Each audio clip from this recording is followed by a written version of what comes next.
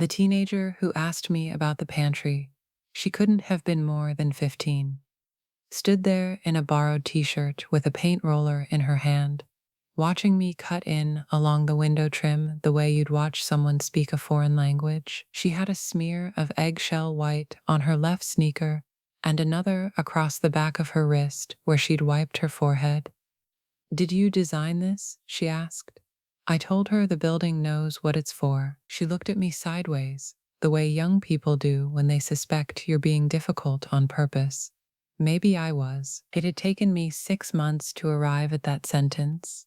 6 months of silence and fog and cornbread and one dead man's handwriting on a piece of notebook paper. And I wasn't about to unpack it on a Saturday morning for someone who still had wet paint on her shoes. The dogwoods were blooming along Maple Street, which is something they do every April, whether you've earned it or not. The air smelled like fresh latex and cut grass, and the particular sweetness of a Virginia spring that's decided to show up all at once. Calvin was handing out brushes by the front door, calling people by name, pointing them toward the sections that needed the most work. He had a way of making a paintbrush feel like a calling. Wade was up on a ladder, working the far wall with a roller, laughing at something someone said below him.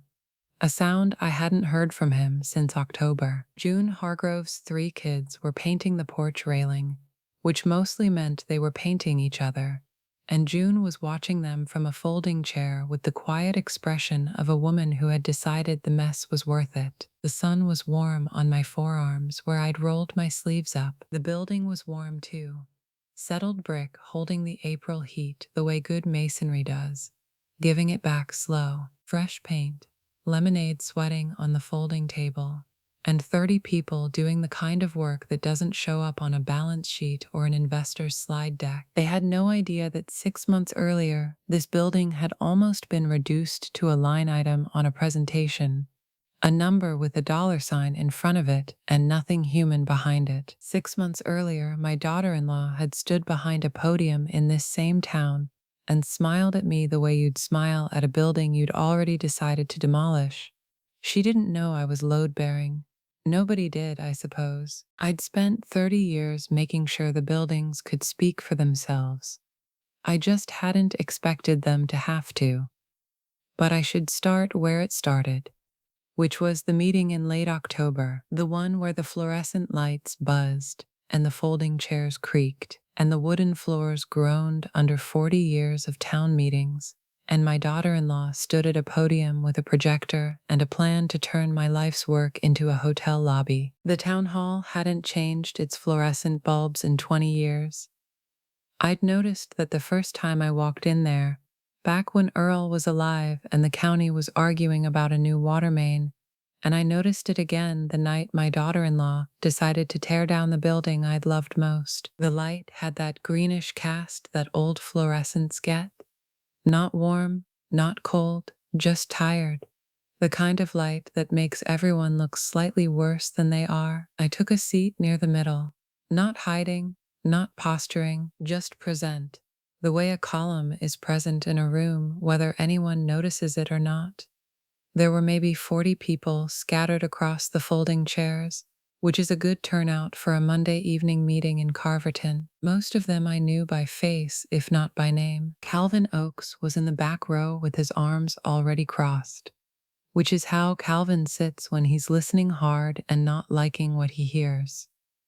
Meredith had set up a projector. The slides were clean, professional, the kind of deck you build when you want numbers to do the talking so you don't have to admit what you're actually saying. Heritage tourism corridor, adaptive reuse, revitalization strategy. Each phrase sat on the screen in a font that cost somebody money and said nothing about the people who lived here.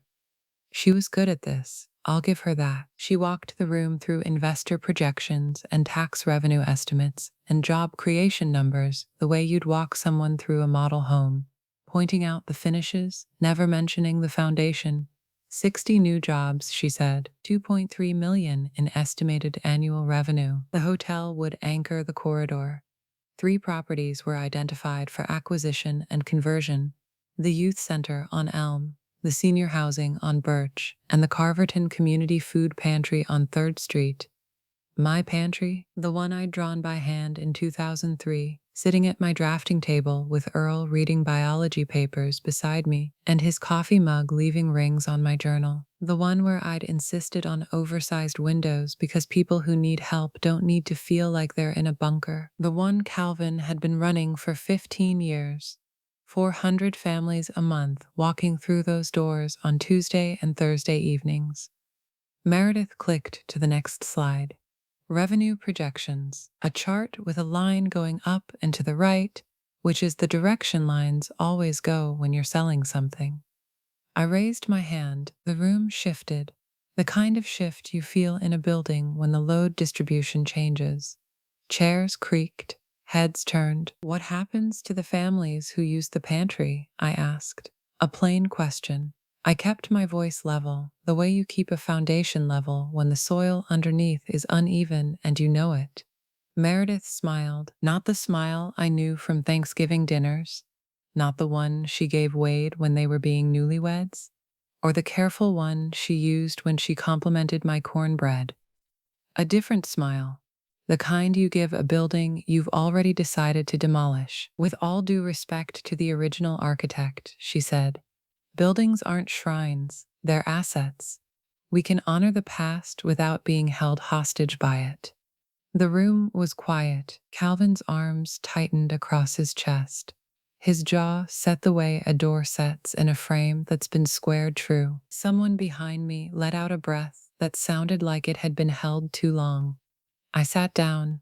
The folding chair creaked under me, which was the loudest sound I made all evening. Meredith moved to the next slide.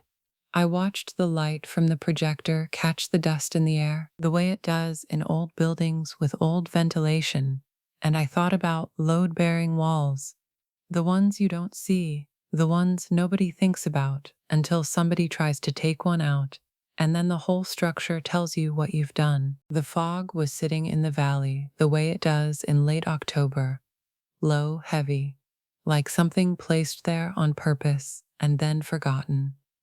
I drove the river road home with the window cracked an inch. Cold air carried the smell of wet leaves and the distant sweetness of a wood fire someone had started against the chill. The headlights cut through the fog in two pale columns that didn't reach far enough, which is how fog works and also how grief works. You can see what's right in front of you, but the rest of the road is a guess. Earl's old canvas jacket was on the passenger seat, which is where it had been since the last time I moved it, which was never. 5 years, and the jacket still rode shotgun. There's no grief more honest than the things you forget to put away. The house came up through the fog the way it always did, a shape I knew before I could see it, the way you know your own handwriting in a stack of papers. Earl and I built that house over 3 years of weekends. Every joist, every rafter, every piece of trim I cut by hand because I didn't trust anyone else to get the angles right. He'd hold the boards while I measured, and he never once asked why I measured twice when the first measurement was already good. He understood that precision wasn't doubt, it was respect for the material. The kitchen was cold when I walked in. I turned on the light over the stove, the one that makes the cast iron look like it's been there 100 years instead of 30. And stood there for a minute with my hand on the counter, feeling the grain of the wood under my palm, the house settling around me the way houses do at night, those small sounds that mean the structure is breathing. Earl's coffee mug was still on the hook by the window, white ceramic, no handle on the right side because he'd knocked it against the counter one morning in 2018. I'd glued it back. It broke again. He said he'd just hold it by the body like civilized people do. I'd kept it on the hook because the hook looked wrong without it. I made cornbread, not because I was hungry, because my hands needed something to do that wasn't thinking about the way Meredith had smiled at me across a room full of people who had looked at my building for 20 years without knowing it was mine. Butter, buttermilk, cornmeal, 1 egg. The skillet heated on the back burner until a drop of water danced and vanished. I poured the batter and listened to it hiss, That first contact, the sound of something becoming what it's going to be. I made enough for two, because my hands hadn't learned yet that Earl had been gone 5 years. The dog got his piece. She didn't mind. She'd been getting Earl's piece for a while now. Earl's bench was still there, which is more than I could say for Earl. I went out to the overlook around midnight, which is not something I recommend in late October in the Shenandoah Valley if you value warmth or common sense. The flat rock sits about 50 yards behind the house, at the edge of the ridge where the land drops away and the whole valley opens up below you like a hand letting go of something. Earl built that bench from white oak he'd milled himself, overbuilt it, the way he overbuilt everything, because he believed furniture should outlast the people who sit on it. He was right about that. The valley was dark, no moon, no stars, just low clouds, and the distant sound of the river doing what rivers do, which is continue regardless. I sat on the bench and pulled his canvas jacket tighter around my shoulders. It didn't smell like him anymore. That had been the first thing to go. The scent leaving the fabric the way warmth leaves a building when you cut the heat. You don't notice the moment it's gone. You just realize one day that the air is different. I sat there and looked at nothing in particular, which is the kind of looking you do when the thing you want to see isn't available. They want to tear down the pantry, Earl. I said it out loud, to the bench, to the dark, to whatever he'd left behind in this particular arrangement of rock and wood and ridge. I don't know if I expected an answer. I don't reckon I did. I think I'm tired, that was all. Not tired the way you get from hauling lumber or working a deadline. I knew that kind, and it never scared me. Tired the way a structure gets when it's been bearing weight for longer than anyone estimated, and the engineer's margin of safety starts to look more like a margin of hope. I sat there a while longer. The cold settled into my knees the way it does when you stop moving. The river kept on. Then I stood up, went inside, and ate the cornbread. The dog got Earl's piece. That was fair. I was up before the sun, which used to be Earl's habit and was now mine. The way a lot of his habits had become mine, quietly, like water finding a crack in a foundation. The kitchen in early morning light has a quality I've never been able to design into other people's buildings. Something about the angle of the east window and the way it catches the cast iron and the worn countertop and makes everything look like it's been waiting for you. I put the coffee on, black, 1 scoop more than the instructions suggest, because Earl had always made it strong enough to hold an opinion, and I'd kept his ratio the way I'd kept his jacket and his bench and his habit of watching the sun come up like it owed him something. Cornbread crumbs from last night still on the cutting board. I brushed them into my palm and stood at the window. The valley was coming out of the fog in layers. Ridgeline first, then the treetops, then the fields, like a building revealing itself from the top down. It would be a clear day. My phone buzzed on the counter. Wade, a text. Hey mom, just checking in. 3 words that could mean anything from I heard what happened to Meredith told me her version to I love you and I don't know what to say. I didn't reply yet. Not because I didn't want to, because I didn't know which Wade had sent it, the one who was my son, or the one who was her husband. Those were the same person, and that was the whole problem. I took my coffee down the hall to the spare bedroom, the one I'd converted into a design studio when Earl got sick and I stopped taking commissions. Drafting table by the north window for the even light, a T-square I'd had since college. Still true after 30 years, which is more than I can say for most things.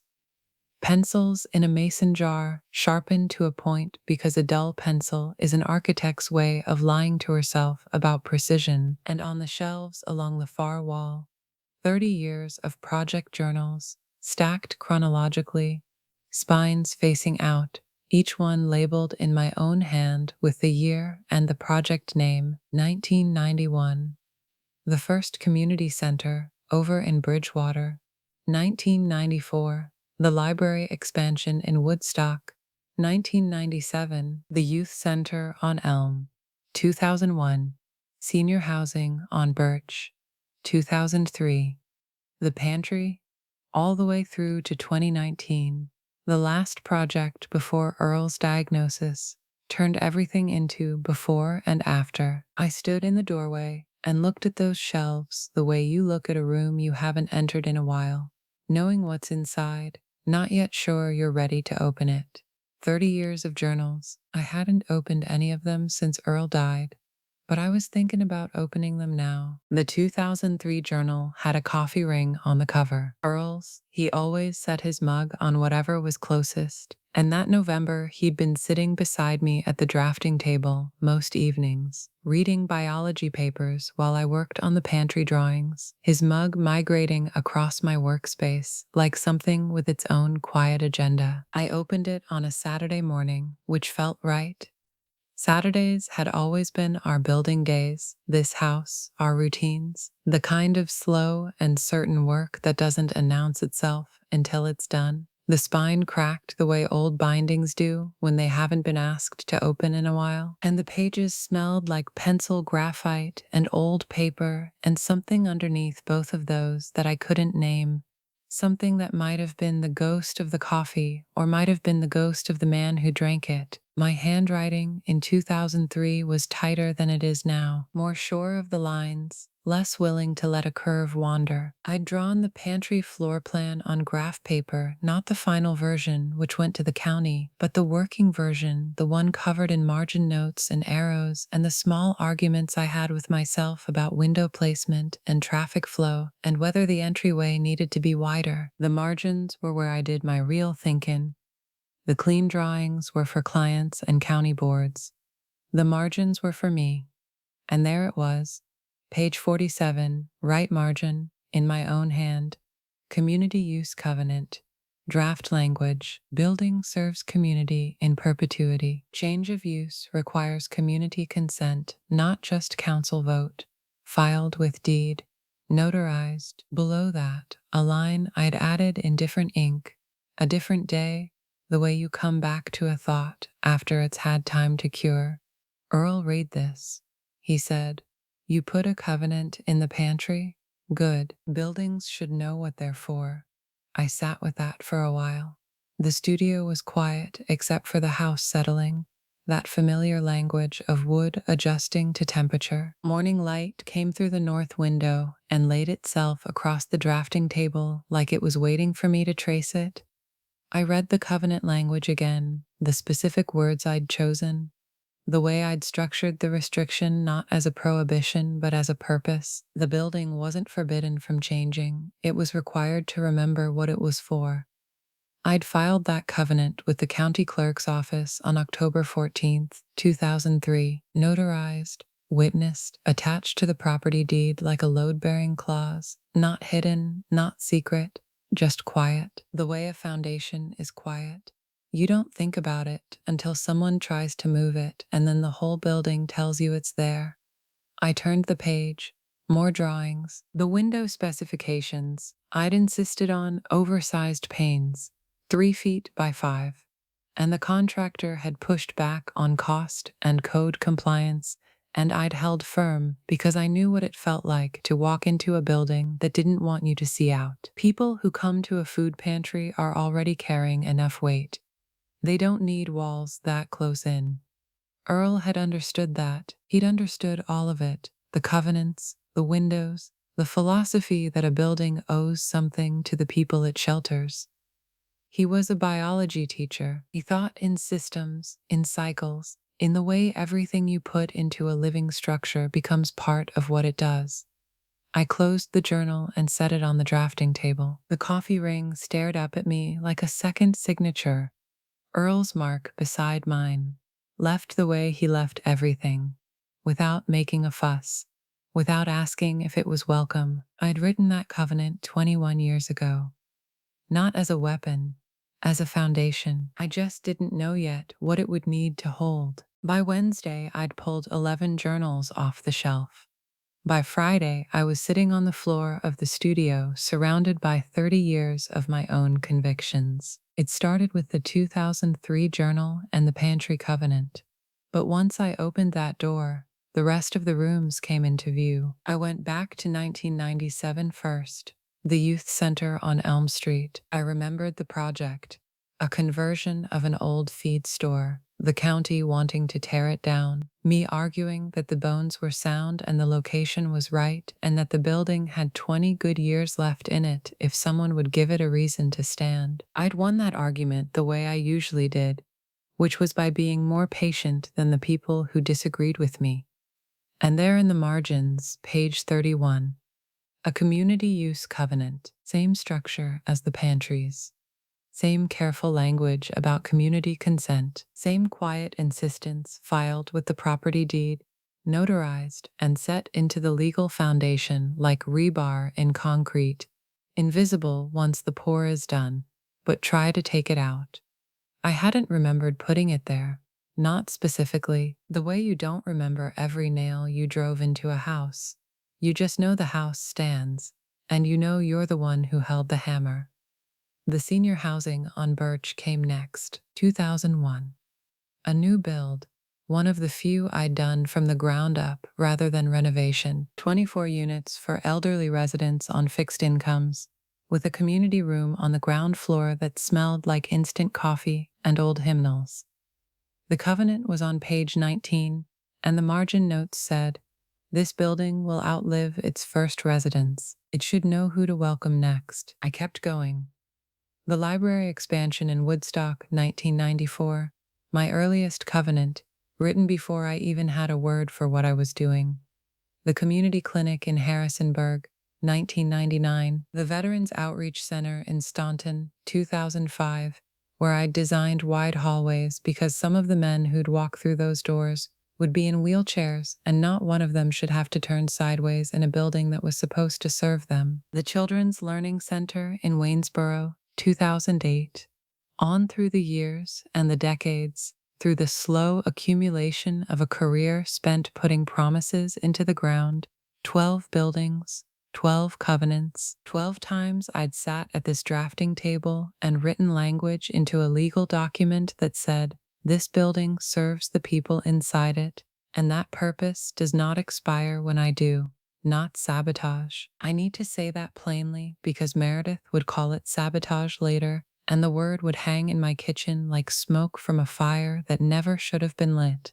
It wasn't sabotage, it was design. The same way I designed the windows and the load paths and the drainage grades, I designed the obligation. Every building I drew owed something to the people inside it. The covenant was how I wrote that debt into the deed. I sat on the studio floor that Friday evening with the journals spread around me like a city seen from above, 12 buildings scattered across the valley, each one carrying a promise in its foundation. And I understood something I hadn't understood before. The pattern was instinct, not strategy. I hadn't planned this as a system or a defense. I'd simply done it each time because it needed doing, the way my hands know the cornbread recipe without the card.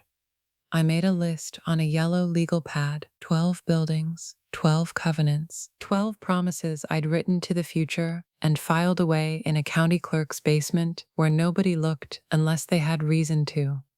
I'd written them like letters to someone I hadn't met yet. Turns out, I was the recipient. Della Kinney had been working in the county clerk's basement for 22 years, and in all that time, she told me later, she'd never found anything that made her hands shake. Della was the kind of woman who organized her spice rack alphabetically and found genuine satisfaction in it. She wore glasses she was always pushing up her nose, kept a pen behind her ear and another in her hand at all times, and maintained an office that looked like chaos to everyone who entered, and like a cathedral to her.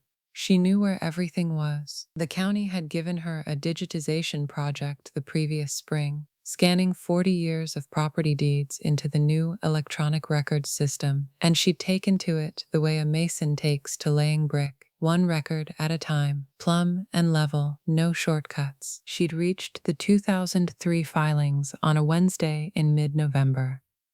The pantry deed came up in her queue between a farm parcel transfer and a commercial lease amendment. Della scanned the cover page, turned to the attachments, and stopped. "Your name is on it, Lorraine," she told me when she called, and her voice had that particular tightness that careful people get when they've found something that isn't careful at all.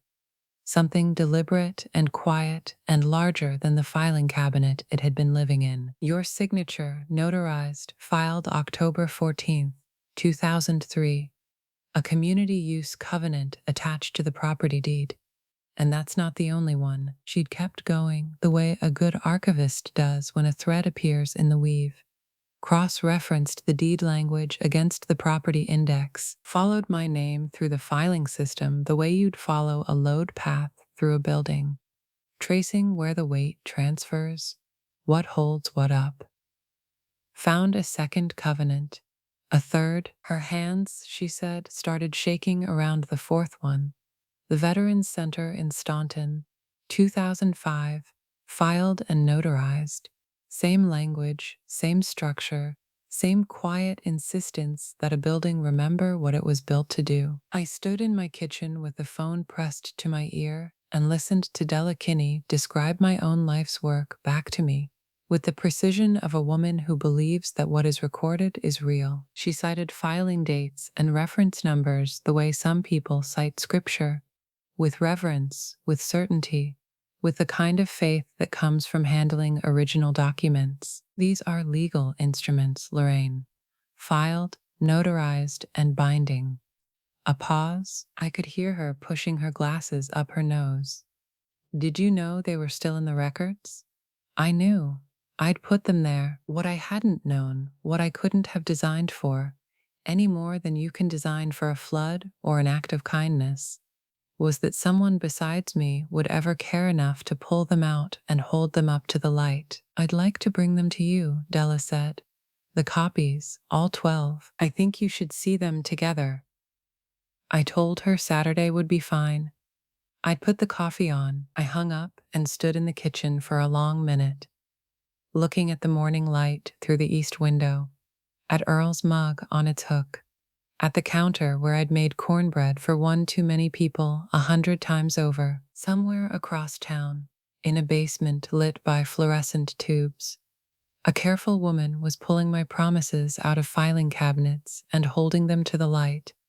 And they were holding up. Della brought the documents in a cardboard banker's box, the kind that smells like old paper and important decisions. She arrived at 9 on Saturday morning, which is early for a social call, and right on time for a woman who respects the weight of what she's carrying. I had the coffee made and the kitchen table cleared, moved the napkin holder, the salt and pepper, Earl's stack of birdwatching magazines that I still hadn't brought myself to recycle. The table was white oak, hand-planed, built by Earl on a long weekend when he'd decided we needed something solid enough to hold whatever we put on it. He was right about that. Della set the box down and opened it with the care of someone handling archival material, which is exactly what she was doing.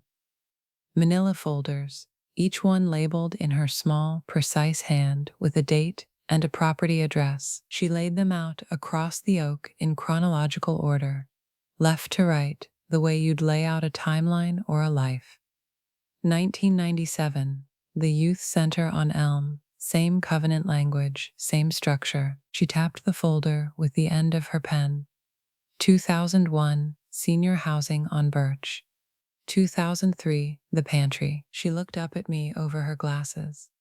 "You've been doing this for 30 years, Lorraine. It's in at least 12 buildings." I poured her coffee and sat down across from her. The folders covered the table like a map of somewhere I'd been without realizing I was traveling. "I never called it a strategy," I said.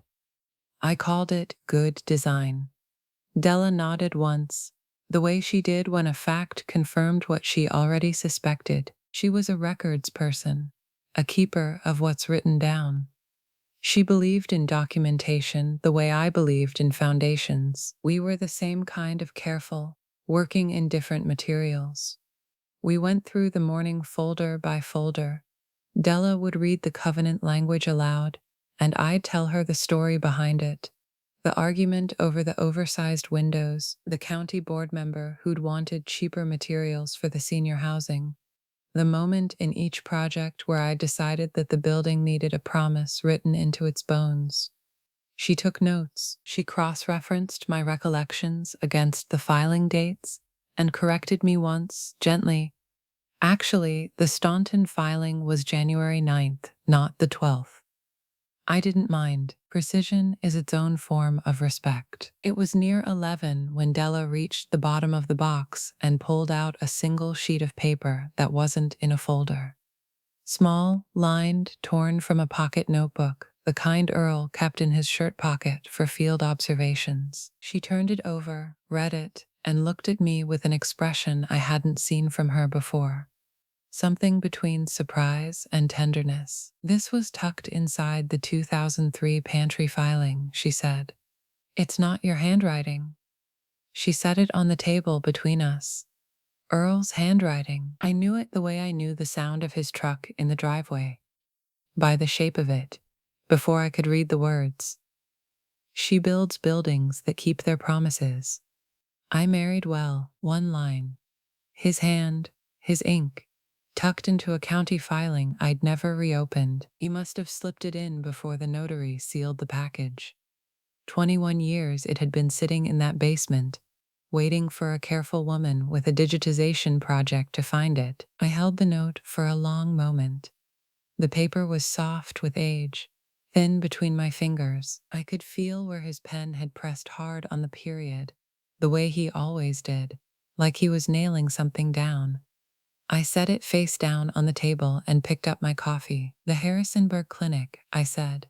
That was 1999? Della looked at me, then at the note face down on the oak. She didn't mention it. Neither did I. But the room was different after that. The light through the east window held something it hadn't held a minute before. The table felt like what Earl had built it to be. Something solid enough to carry whatever you set on it, no matter the weight. By noon we had 12 buildings mapped across the table. 12 covenants. 12 buildings that knew what they were for, and one note from a dead man that I wasn't ready to read twice. End of scenes 0109 continues in scenes _10_18.md. Document version 1.0 created March 18, 2026. Story engine V1 9 scene writer sub-agent Phase 6. Phase 6 deliverable vertical bar story engine V1 9 batch 2 of 3 vertical bar scenes 10:18 POV first person past tense Lorraine Kelso 57F created March 18, 2026. Meredith brought a bottle of wine that cost more than my grocery bill. I thanked her and put it next to the mason jars. Thanksgiving at my house had always been Earl's production. He'd start the brine 3 days early and argue with the turkey like it owed him money, and the kitchen would smell like sage and good intentions for a solid week.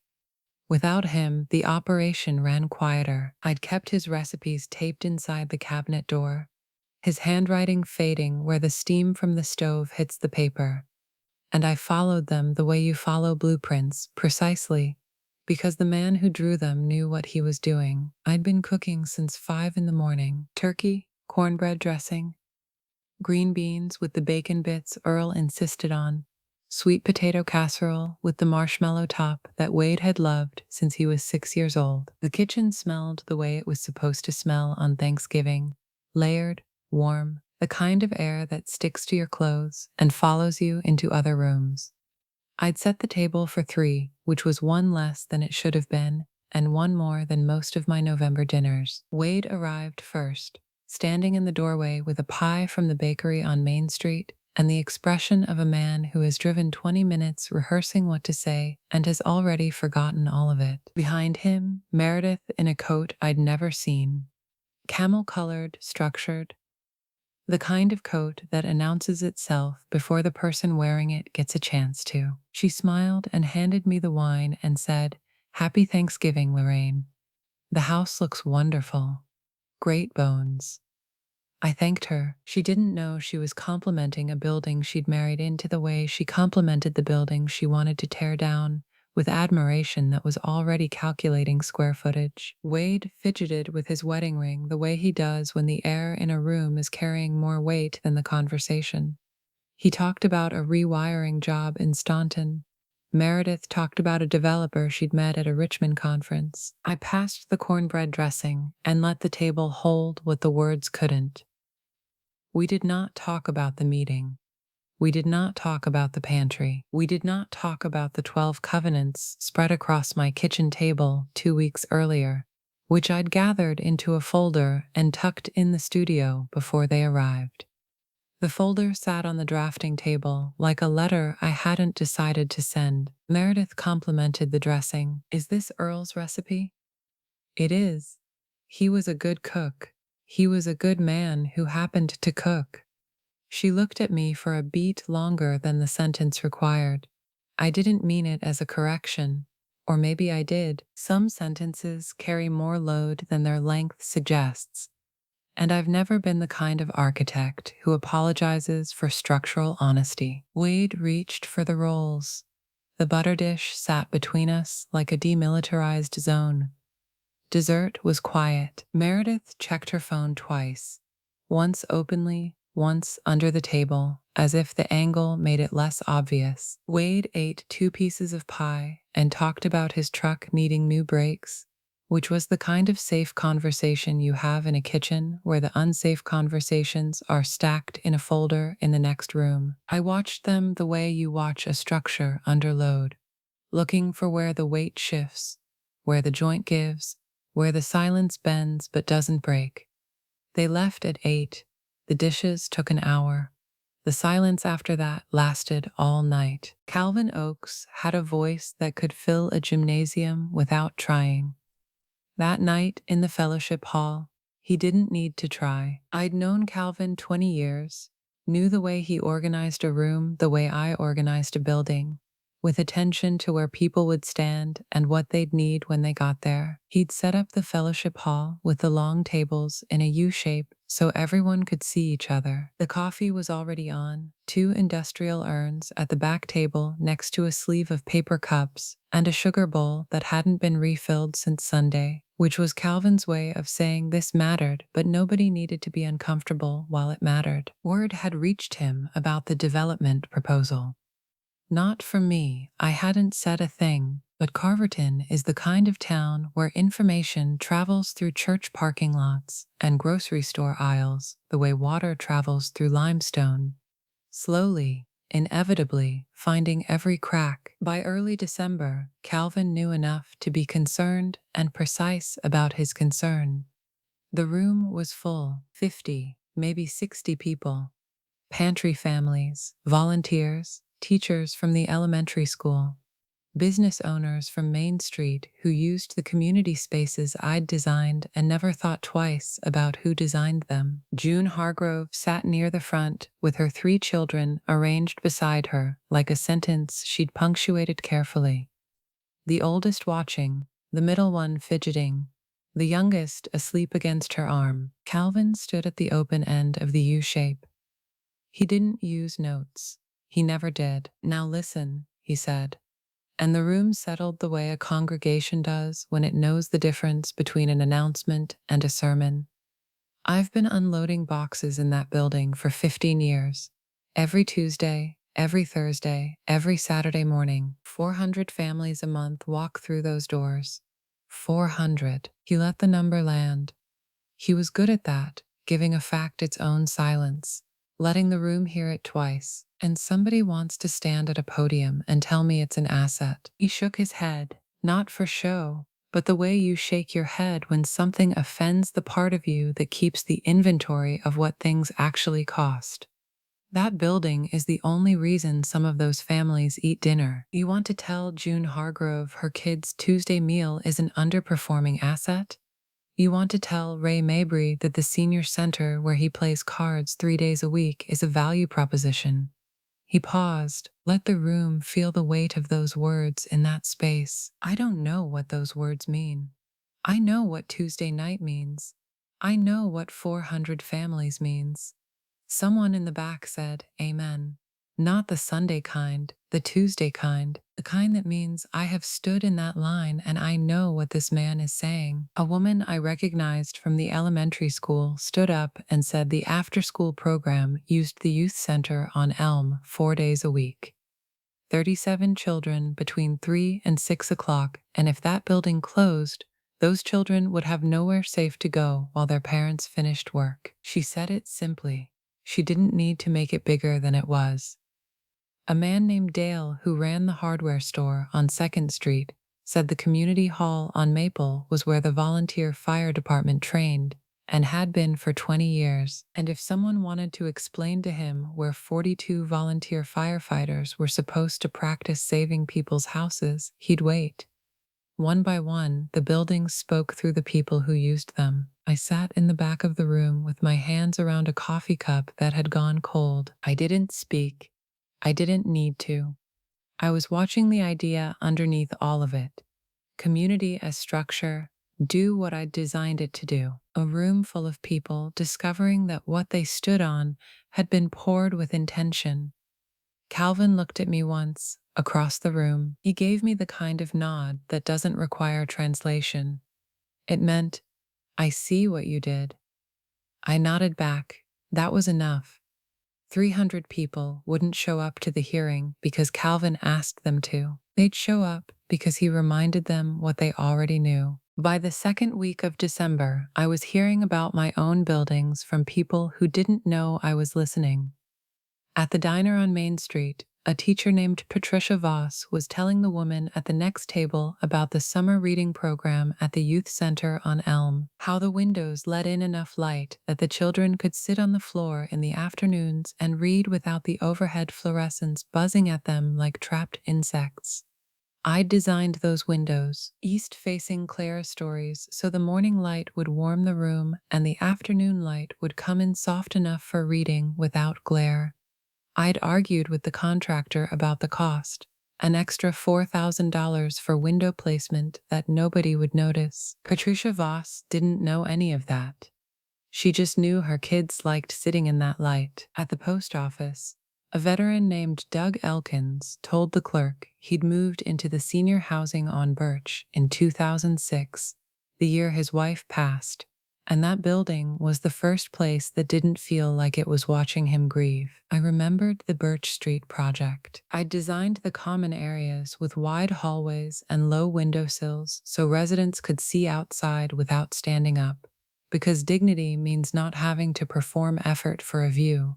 I'd fought for those windowsills at the budget meeting. Nobody fights for windowsills except architects who understand what it means to be 80 years old and tired and wanting to see the sky from a chair. The stories moved the way warmth moves through a well-insulated building. Not fast, but steady, reaching every room eventually, through churches on Sunday mornings, through the checkout line at the grocery, through phone calls between people who'd used those spaces for years and never thought about who drew the lines that held them. I ran into June Hargrove at the grocery store on a Thursday afternoon. She had 2 of her kids with her. The oldest was at school, and a cart that was organized with the efficiency of someone who knows exactly what she needs and has calculated what she can carry.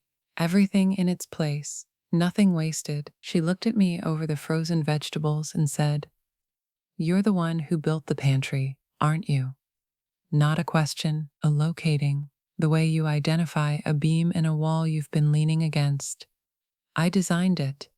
My kids eat there on Tuesdays. I know. She nodded. I nodded. 2 women standing in the frozen food aisle with nothing else to say and nothing else needed. She went back to her cart. I went back to mine. Some conversations are complete in 3 sentences, and adding a 4th would be the architectural equivalent of putting a column where the open space is doing the work. The buildings weren't mine anymore. I'd known that for years. An architect knows that the day you hand over the keys, the building starts belonging to the people inside it. But hearing the stories was different from knowing. Hearing was the building's own voice, speaking in words I never could have written, saying what I'd designed it to say in a language I didn't own. The stories were spreading the way warmth moves through a building, not fast, but everywhere. Winter arrived in Carverton the way it always does. Not all at once, but in layers, like insulation you didn't ask for. The first hard frost came mid-December. I woke to windows edged in crystal and the furnace clicking on with that particular determined rhythm it has when the temperature drops past 30. Steady, persistent, the sound of a house reminding itself to keep working. I've always appreciated that about well-built systems. They don't announce their effort, they just hold. The valley looked stripped. The maples had given up their red weeks ago, and what was left was the architecture of the trees themselves, bare branches against a low gray sky, every joint and junction visible, every fork and seam exposed. I'd always preferred winter for that reason. You could see how things were built when the decoration was gone. You could see what was structural and what was ornament, and the trees, it turned out, were all structure. I went to the overlook. The bench had frost on it. A thin white film over the wood Earl had sanded and sealed 15 years ago. The seal was holding, which was more than most things could claim after 15 winters. I didn't sit. I stood with my hands in the pockets of his canvas jacket and looked east, where the sun would have been if the clouds had allowed it. The valley below was quiet the way winter valleys are quiet, not empty, but resting. Wood smoke rose from 3 or 4 chimneys I could count, thin columns dissolving into the gray like sentences that trailed off before they finished. The river was too far to hear, but I could see its dark line threading through the bare fields, patient and indifferent to whatever was happening on its banks. I went back inside and made cornbread, for one this time. No pretense of two. The dog watched me from his spot by the wood stove, and I did not give him a second piece because there was no second piece to give, and that was a fact I'd finally stopped arguing with. Some habits take 5 years to break. Some take longer. I was learning which ones were structural and which were just decoration I'd been mistaking for load-bearing walls. I thought about Meredith that evening, not with anger. I was past that, or maybe I'd never quite arrived at it. More with the curiosity of an architect studying a structure she doesn't fully understand. Meredith was built for speed. Everything about her leaned forward, pulled toward the next project, the next number. I wondered what it cost her to hold still. I didn't know Meredith had found the covenant yet. That conversation was coming, the way cold air finds every gap in a wall. Meredith was many things I had trouble understanding, but she was not careless. She would have found the covenant eventually. She found it on a Saturday. I can picture the moment because I know how she works. The tablet propped on the kitchen island in that house she and Wade bought at the edge of town. The one with the open floor plan and the granite counters and the kind of clean lines that look good in a photograph and tell you nothing about the people who live there. She would have been scrolling through property records the way she scrolls through everything. Fast, efficient, scanning for the data point that confirms the conclusion she's already reached. The covenant would have stopped her the way a load-bearing wall stops a renovation. You don't move it. You don't go around it. You stand there and reconsider the entire plan. I imagine her reading my language, the words I'd drafted at this very kitchen table in 2003, sitting across from Earl while he graded biology papers with his red pen. Community use covenant restricts change of use to non-community serving functions without community consent expressed through public hearing and majority vote. Lorraine M. Kelso, architect of record. Notarized, filed, as permanent as the foundation it was attached to. I imagine her scrolling further, finding the next one, and the next. The Youth Center on Elm, 1997. The Senior Housing on Birch, 2001. each one with the same language, the same structure, the same signature at the bottom. I imagine the moment when the pattern became visible, not one covenant, but 12, laid across 30 years like rebar through a foundation.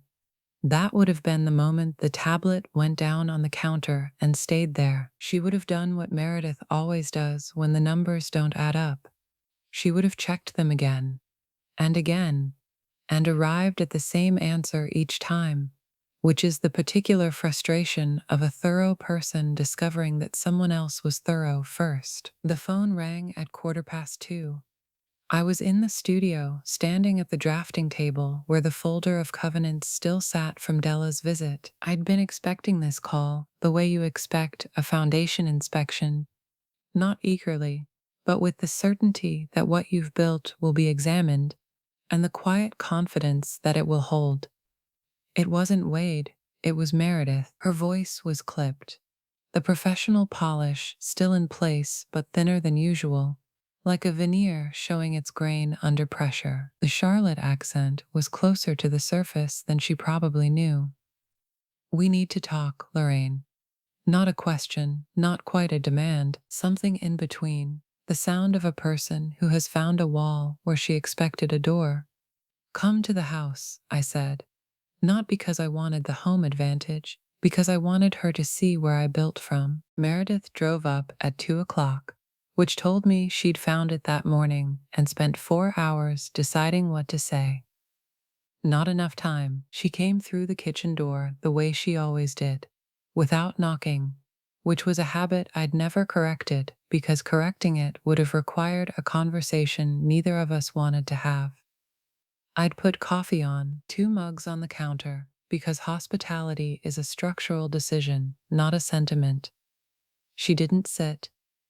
"I need to understand something." She set her tablet on the counter, screen facing up, and I could see the scanned document, my covenant, the county clerk's stamp, visible even from across the room, the date clear, October 14th, 2003. "You embedded legal restrictions in the buildings you designed. Your own buildings, Lorraine." "I did. 30 years of." She stopped, recalibrated. I watched her do it, the professional composure reassembling itself the way a structure checks its joints after absorbing a lateral load. She straightened the tablet on the counter, squared the edges to the tile. "What do you even call this? Design?" She looked at me the way you look at a building code you didn't know existed, with the particular frustration of someone who has done the research and found out the research wasn't enough. "You sabotaged your own work. Do you understand what this looks like?" I picked up my coffee, took my time with it. Let the silence do what silence does in a room where two people disagree. It gives the disagreement its shape. I designed them to do what they were built for. That's not how business works. It's how architecture works. Her hands were tight on the edge of the counter. I noticed that. The way I notice stress points in any structure. When Meredith grips something, it means the ground underneath her argument has shifted and she's looking for solid footing. Her Charlotte accent had started surfacing, the vowels softening and rounding the way they do when the MBA polish wears thin. She didn't notice. People never notice their own foundations cracking. The pantry alone, do you have any idea what that property is worth? The location, the lot size, the frontage on Maple. And you locked it into, what, a food bank? In perpetuity? A community use covenant, not in perpetuity. As long as the community wants it, that's the same thing, and you know it. I reckon it might be. She picked up the tablet, put it down, picked it up again, paced 2 steps toward the window, and stopped there, looking out at the valley the way people do when they're not actually seeing what's in front of them, when the view is just a screen they're projecting their frustration onto. 12 buildings, Lorraine, she turned back to me. I found 12 properties with these covenants. Is that all of them?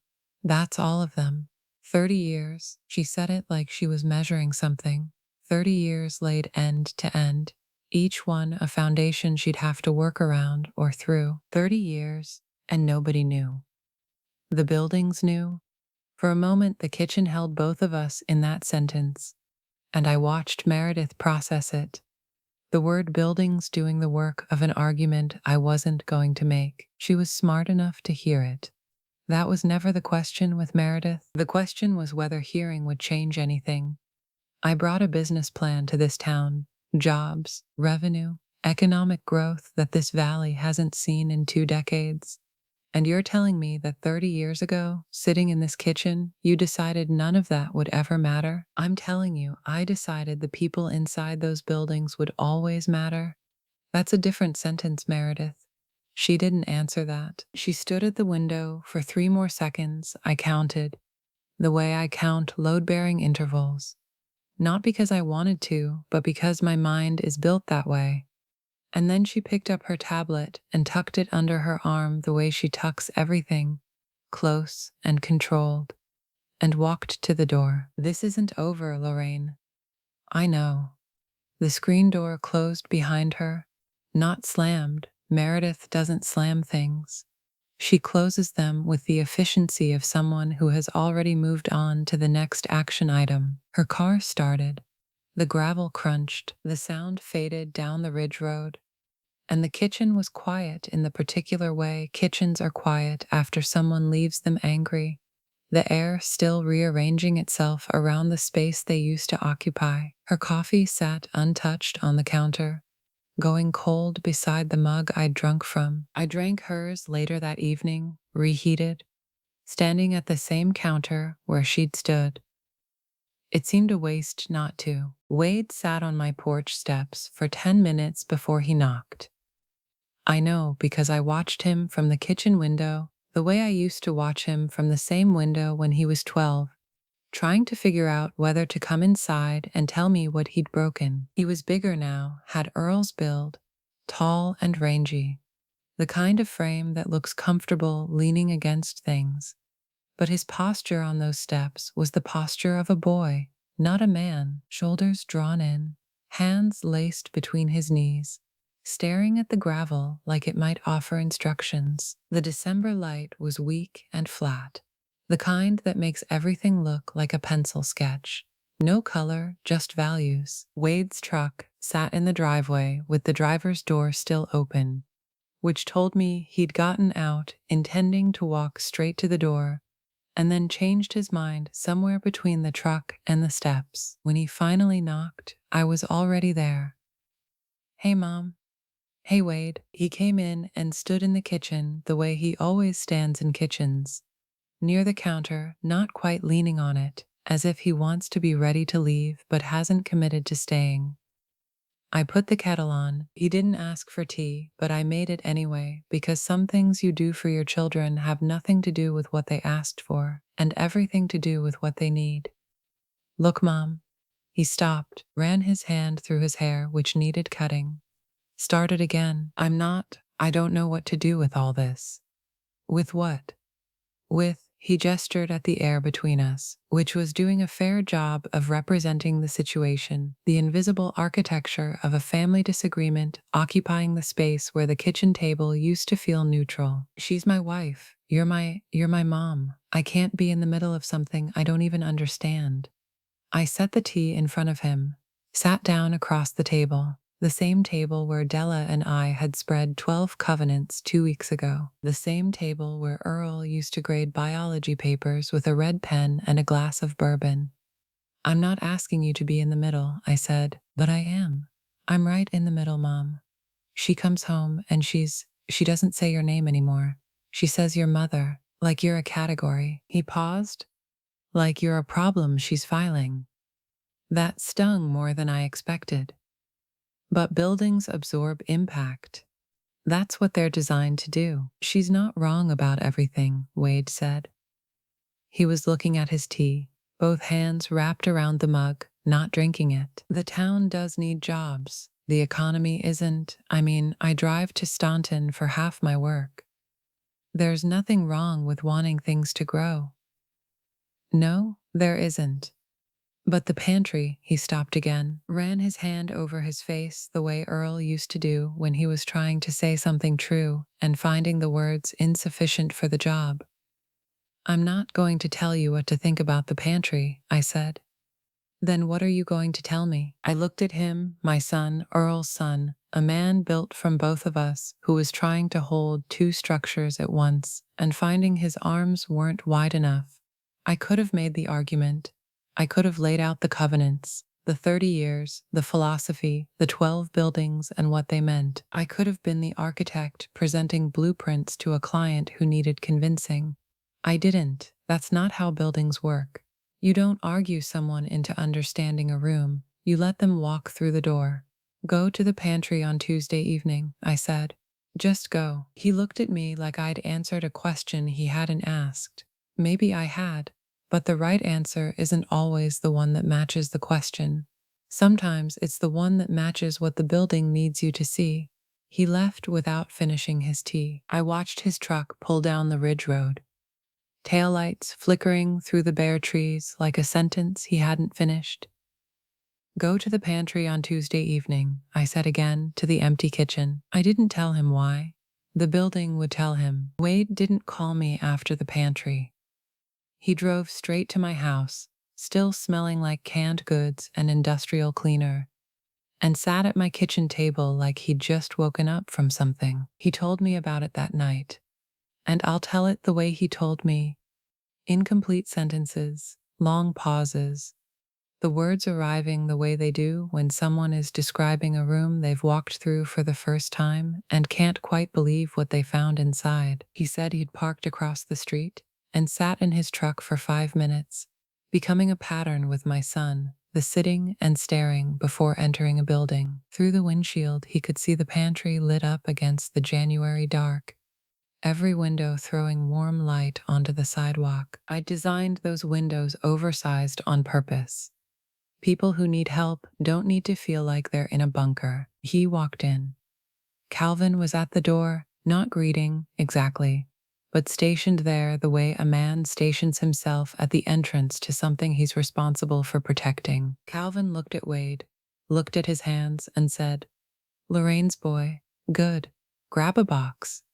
No introduction, no context, just work. Calvin understood that the fastest way to show someone what a building does is to put them inside it with a purpose. Wade carried boxes from the back storage room to the shelves, canned vegetables, pasta, rice in 20-pound bags, boxes of cereal slightly crushed from transport but entirely usable, a distinction Wade said he'd never thought about before. The difference between damaged and damaged enough to matter. The pantry was full, not of food, of people. Families moving through the shelves with the quiet efficiency of people who know what they need and where to find it. There was no shame in that room, he said, just purpose. Children sat at the folding tables doing homework under the fluorescent lights. A woman he didn't recognize was sorting donated bread by expiration date, handling each loaf the way you handle a decision someone else is counting on. June Hargrove was there. 3 kids, the youngest, couldn't have been more than 5, was sitting on the floor near the checkout table, drawing on the back of a paper bag with a crayon someone had found in a desk drawer. Drawing what looked like a house, though Wade said he might have been imagining that part. June looked at him over a bag of canned corn and said, "You're Lorraine's boy, aren't you?" Same tone she'd used with me at the grocery. Not a question, a locating, placing him in the architecture of a community she understood better than he did. "Yes, ma'am. Your mama's a good woman. She built this place." Wade told me he'd nodded and gone back to carrying boxes because he didn't trust his voice to hold the weight of a response. I understood that. There are moments when the only honest answer to what a building is doing is silence, when the structure is performing so completely that anything you add would just be noise in a room that's already full. He stayed 2 hours, carried boxes, stocked shelves, wiped down tables after the last families left, and the building settled into the quiet hum of a space that has done its work for the evening. Calvin shook his hand at the door and said, "Tuesday and Thursday, Saturday mornings, if you can make it." Not an invitation, an enrollment. At my kitchen table, Wade sat with both hands wrapped around a coffee mug he wasn't drinking from and told me about a woman, not June, someone else, who had 3 kids with her and was just getting food. There was this woman, he said, had 3 kids with her. Youngest one couldn't have been more than 5. She was just getting food. That's all she was doing, Mom, getting food for her kids. He didn't have to say anything else. The building had said it for him. I washed the mugs after he left. The kitchen was quiet, but it was a different kind of quiet from the one that had lived here since October. That quiet had been absence, the sound of a house with too much space. This quiet had something inside it, not sound, structure, the feeling of a wall that has accepted its load and settled into holding it. The letter from the county arrived on a Tuesday, which felt right. Tuesdays were when the pantry did its work, and now the paperwork was doing its. It came in a plain envelope with the county seal in the corner. Bureaucratic, impersonal, the kind of mail designed to convey information without caring what it means to the person holding it. I opened it at the kitchen table with a butter knife because I've never been able to bring myself to tear an envelope. Earl used to rip his open with his thumb like a man who believed envelopes were obstacles, not architecture. Formal notice of public hearing. The community use covenant attached to the Carverton Community Food Pantry, filed October 14, 2003, had triggered the review process. Any proposed change of use required a public hearing and community vote. Saturday, February 8th, 9 in the morning, Carverton Town Hall, 5 weeks away. I read the letter twice. Not because the language was complex, Della could have recited it from memory. I read it twice because the weight was not in the words but in what they set in motion. 30 years of covenants, filed quietly in a basement office, had risen to the surface the way foundations do when the ground shifts. I took the letter to the studio, set it on the drafting table next to the folder of 12 covenants, 12 buildings, 12 promises I'd made to communities that didn't know the promises existed until the promises were needed. Della had been adding to the folder since her visit, cross-referencing filing dates and attaching copies of original deeds with her careful archival annotations in pencil. Thorough. The way Della is thorough, not for performance, but because she believes what's written down carries an obligation to be correct. I stood there looking at the table, 12 buildings mapped across it in paper and ink, each one a structure I'd drawn by hand. Each one carrying a covenant that said, "This space belongs to the people who need it." I wondered whether the idea would hold. Not the buildings, those I was sure of. I'd designed them to bear their loads for 100 years. But the idea whether a covenant written in a county clerk's basement could carry the weight of a community's need against a woman with a business plan, and the conviction that growth is a synonym for progress, I went to the Overlook. First time since October, the bench was bare. Winter had stripped everything down to structure.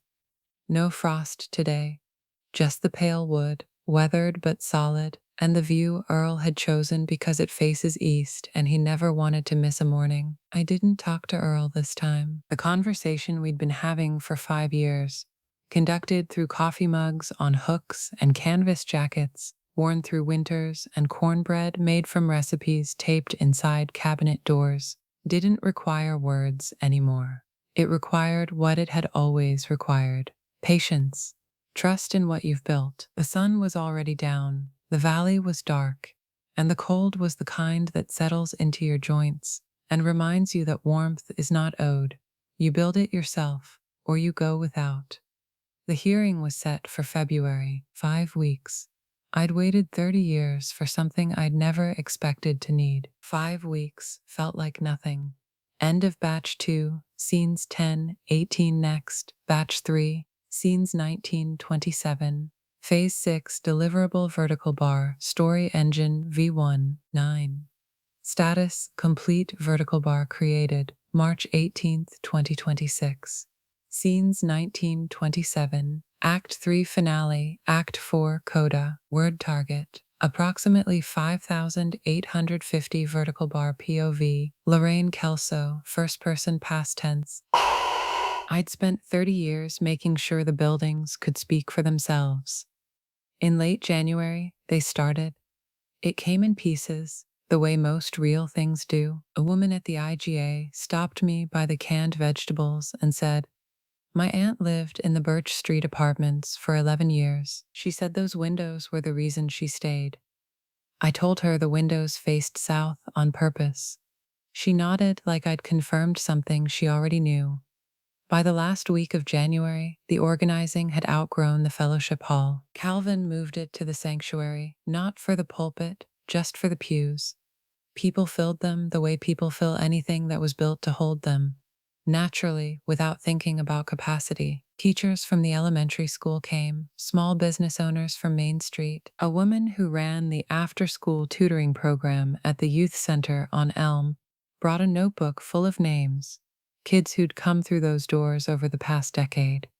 She read some of them aloud. The room got quiet in the way rooms do when they're holding something heavier than sound. Della was there with her banker's box, cross-referencing covenants with property records, answering legal questions with the precision of someone who believed in the authority of filed documents. Calvin was coordinating who would speak at the hearing, what order, how long. June Hargrove sat in the third pew with her hands folded, not talking to anyone.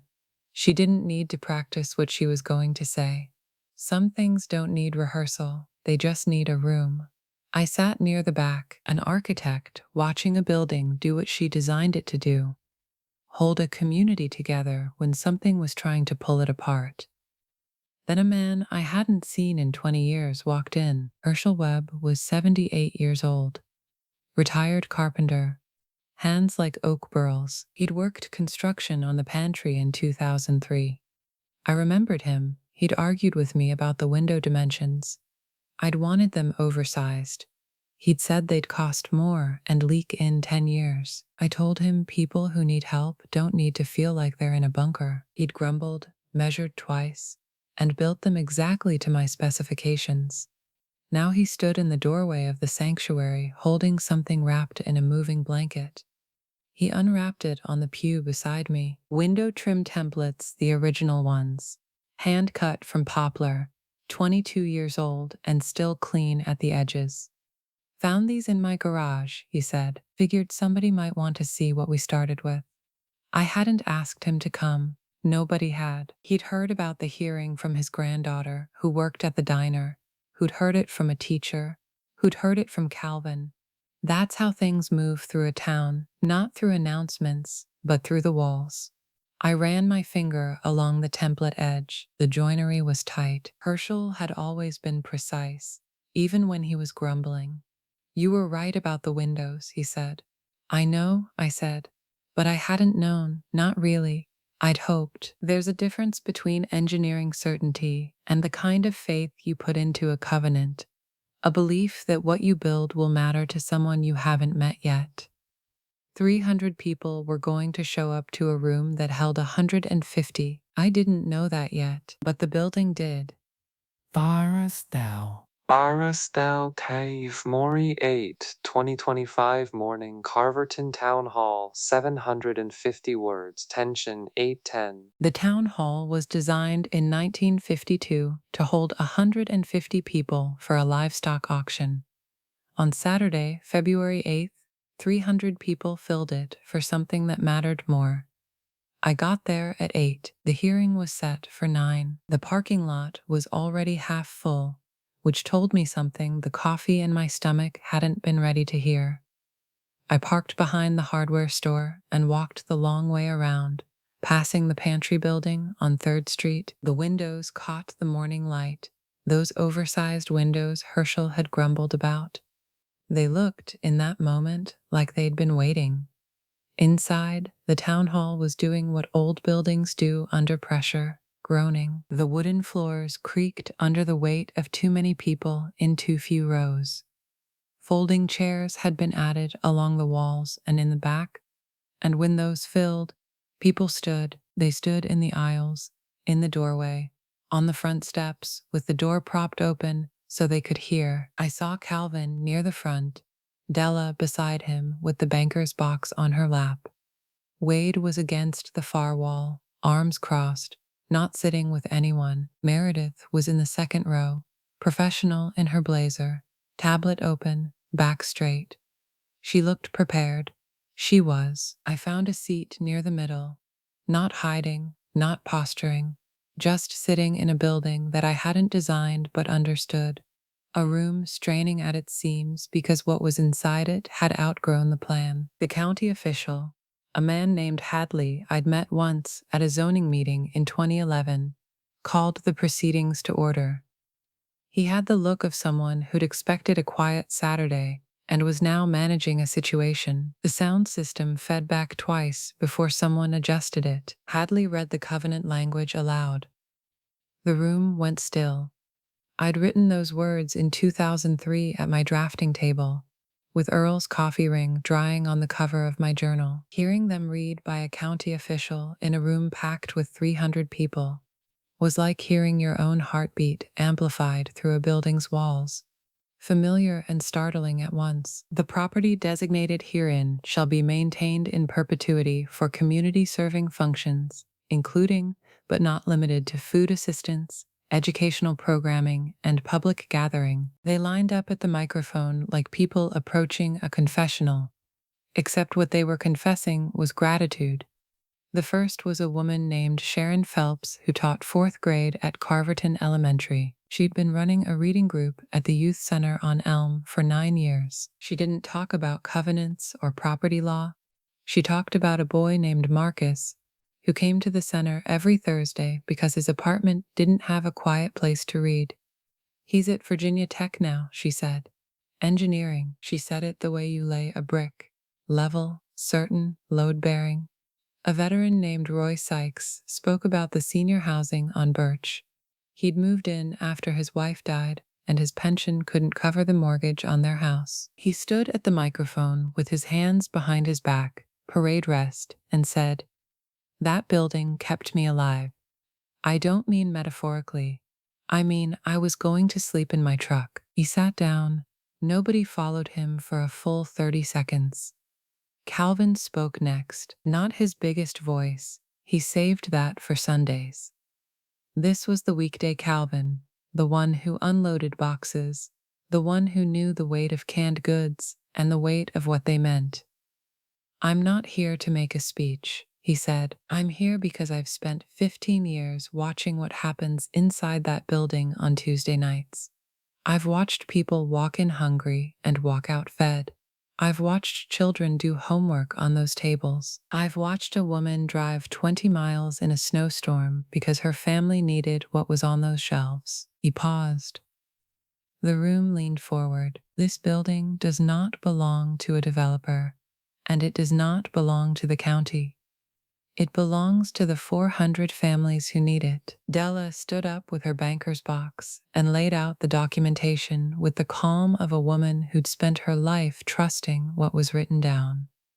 12 covenants, filed, notarized, binding. She read the dates and the addresses like a liturgy. 1991, the community clinic on Oak. 1994, the recreation hall on Walnut. 1997, the Youth Center. 2001, Senior Housing. 2003, the Pantry, all the way through 2019. 12 buildings. 30 years, the record showed. Then Herschel Webb stood up. He was the oldest person in the room and the slowest to rise. And when he got to the microphone, he held up the poplar window trim template the way you hold up evidence. Not dramatically, just clearly. "I built those windows in 2003, he said. The architect, Mrs. Kelso, sitting right there, she told me to make them oversized. I told her they'd cost more. She told me people who need help don't need to feel like they're in a bunker." He turned the template in his hands. 22 years ago, I kept these in my garage all that time.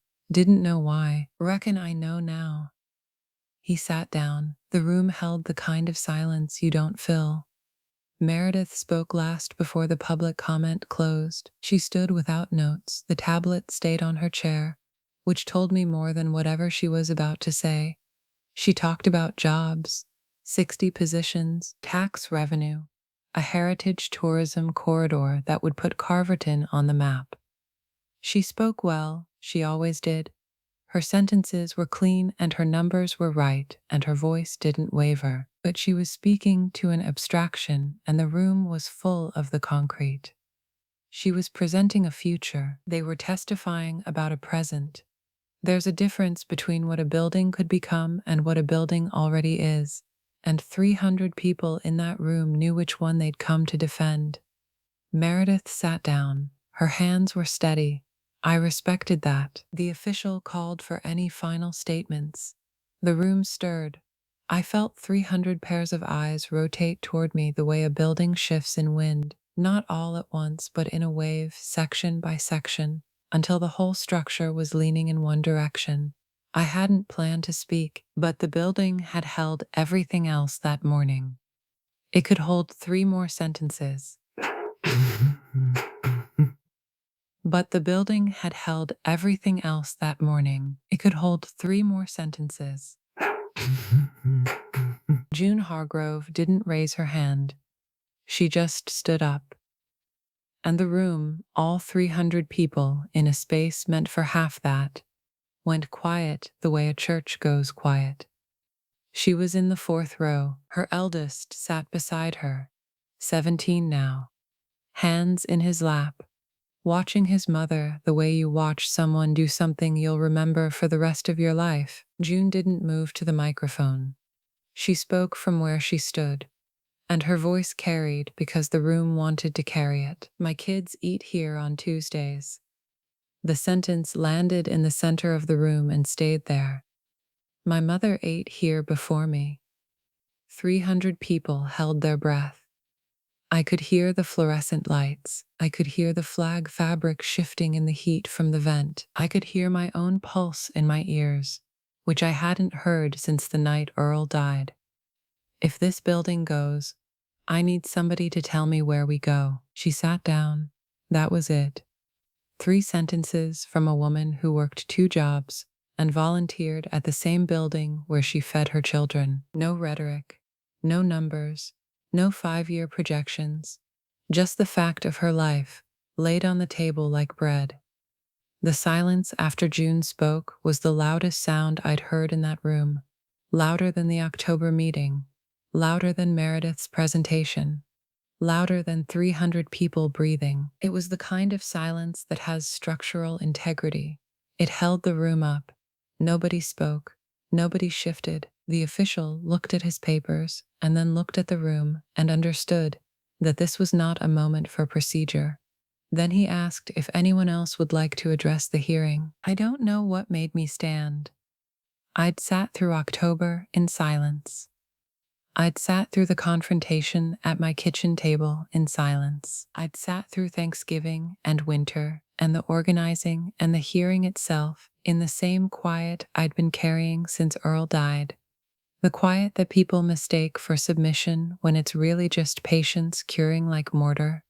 But June had stood up, and if a woman who works 2 jobs and feeds her kids at a food pantry can stand up in a room of 300 people and say what's true, then I could stand up and say what I'd built. I walked to the front of the room. The aisle wasn't long, maybe 30 feet, but it felt like walking through every year of every building I'd ever designed. 30 years of journals and blueprints and covenants and coffee rings and Earl reading over my shoulder. 30 years of mornings at the drafting table, believing that what I built owed something to the people who would stand inside it. I turned to face the room. Meredith was in the 2nd row. I saw her face, composed, watchful, braced. I didn't speak to her. I didn't speak against her. I spoke to the room. I spent 30 years building things that serve you. The words came out even, not loud, not rehearsed. They came out the way something comes out when it's been load-bearing for decades and finally gets to set the weight down. This building is one of them. I looked at Calvin, who had his hands on his knees. At Della, holding the banker's box like a hymnal. At Wade against the wall, who had Earl's build and my eyes and was standing so still I could see him breathing. At June, who had sat back down and was looking straight at me with an expression I'll carry for the rest of my life. Not gratitude, not relief, recognition. One woman who'd built something looking at another woman who lived inside it. It's yours, you decide. I walked back to my seat. I sat down. The chair didn't creak this time, or maybe I just couldn't hear it over the sound of 300 people remembering what they already knew. The silence held for 5 seconds, then 10. I know because I counted the way I count cure time, not in hope but in certainty that something is setting. Then June stood again, not to speak, just to stand, and the woman beside her stood and the man behind her. Row by row, section by section, the way weight distributes through a well-designed structure, not all at once, but everywhere, until the whole room was standing, and the only people still seated were the officials at the front table, looking up at 300 people who had risen to their feet without anyone asking them to. Nobody clapped, nobody cheered. They just stood there, in a room too small for what it was holding, and the silence was the most architectural thing I have ever heard. They voted by show of hands, which is the most democratic thing I've ever seen. You have to look at what you chose. Hadley waited until everyone sat back down, which took a while. People don't lower themselves easily after they've decided to rise. He read the procedural language, the options, the implications, the formal question. It sounded small after what had just happened, the way a foundation looks ordinary after you've seen the building it holds up. All those in favor of preserving the community use designation for the properties named in the covenant filing. Hands went up. Not slowly, not tentatively, they went up the way load-bearing walls go up, with purpose, because the structure depends on it. I didn't count, I couldn't. There were too many, and my eyes weren't built for numbers that morning. They were built for the sight of 300 arms in the air, and what that looked like from the middle of the room was a forest. All those opposed, a scattering. Hands I could count on one of my own, people who had their reasons, and I wouldn't begrudge them that. Democracy means you count the opposition too. You look at it, you let it stand in the record. Hadley wrote something down, conferred with the woman beside him, wrote something else. The room waited the way rooms wait when they know the answer but need to hear it spoken. The motion carries 4-1 in favor of preserving the community use designation. Calvin whispered something. I was 3 rows back, and I heard it anyway. The way you hear a foundation settling. Thank you, Lord. Barely above a breath. It was the smallest sound in the room, and the one that landed heaviest. Della closed the banker's box. She'd kept it open on her lap through the entire hearing, ready to pull documents if challenged. No one had challenged. The records spoke for themselves, the way records do when they're filed properly and believed in completely. Hadley continued. The alternative site, a vacant lot on Route 11, better highway access, already zoned commercial. He addressed Meredith directly, professional to professional, and offered the county's assistance in relocating the project. It was, he said, a more suitable location for a hotel. He was right. It was. I'd driven past that lot 100 times and thought the same thing. Meredith's face was the most interesting blueprint I'd ever read. Not defeat. Meredith didn't have a structure for defeat. Recalculation. I watched her process the new information the way I'd once watched her process a seating chart at Thanksgiving. Efficiently, without sentiment, looking for the configuration that worked. She'd find it. She was good at finding things that worked.